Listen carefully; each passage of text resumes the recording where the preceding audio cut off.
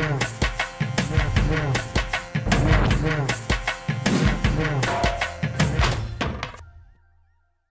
Assembly mood off అయిందిల్లా. ఏంది assembly mood of అవుడేంది?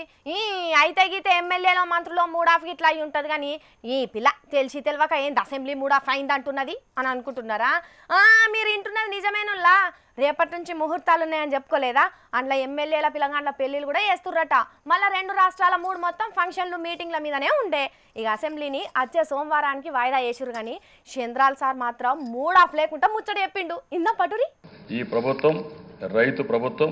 నేను చాలా స్పష్టంగా మీ అందరికీ హామీ ఇచ్చేది, రైతు కళ్ళలో ఆనందం చూడాలి, రైతుకు వ్యవసాయం లాభసాటిగా ఉండాలి, రైతుకు ఏ ఇబ్బంది లేకుండా నేరుగా ఆయన ఇంటి దగ్గరికే అన్ని సమస్యలు పరిష్కారం చేసే విధంగా టెక్నాలజీ ఉపయోగించాలనేది నా ఆలోచన. రైతు బతుకు బాగుపడుతుందంటే రాష్ట్రమే బాగుపడ్డట్టు కదా సారు. మీరు అన్నారంటే చేస్తారు సారు, గా నమ్మకం ఉన్నది కానీ రైతులు ఏ పంట వేస్తే మంచిగా ఉంటుందో గా బాధ్యత కూడా మీరు తీసుకుంటే మంచిగా ఉంటుందని. ఏ పంట వేస్తే ఆదాయం వస్తుందో ఎప్పటికప్పుడు ప్రపంచంలో ఉండే సంస్థల ద్వారా అధ్యయనం చేస్తాం. ఆల్ టెక్నాలజీ మీకు తీసుకొచ్చి ఇస్తాం.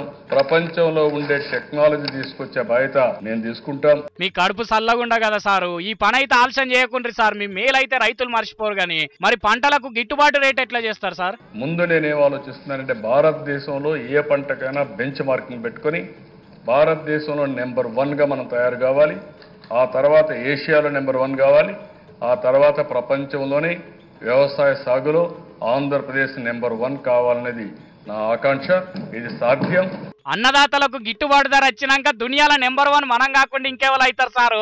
దానికి మీరు పురుడు పోస్తారంటే ఇక అంతకన్నా మహాభాగ్యం ఇంకోటి ఏముంటది? లోటు బడ్జెట్ అని అంటున్నారు. మరి రైతుల కాడికి వచ్చేసరికి ఏమన్నా తక్కువ చేస్తారా?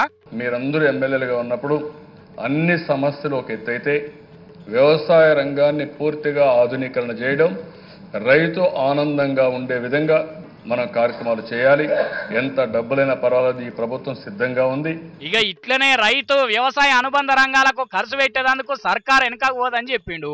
అట్లనే పోలవరం ప్రాజెక్టును పూర్తి చేసుడే సార్ ముందున్న ఏకైక లక్ష్యం అని చెప్పిండు. అటెంక స్పీకర్ సారు ఎమ్మెల్యేల అభ్యర్థన మేరకే సభను వచ్చే సోమవారానికి వాయిదా వేస్తున్నట్టు చెప్పిండు. గౌరవ శాసనసభ్యుల కోరిక మేరకు 23, 24, 25వ తేదీలో జరగాల్సినటువంటి సమావేశాలను సెలవు దినాలుగా ప్రకటించడమైంది.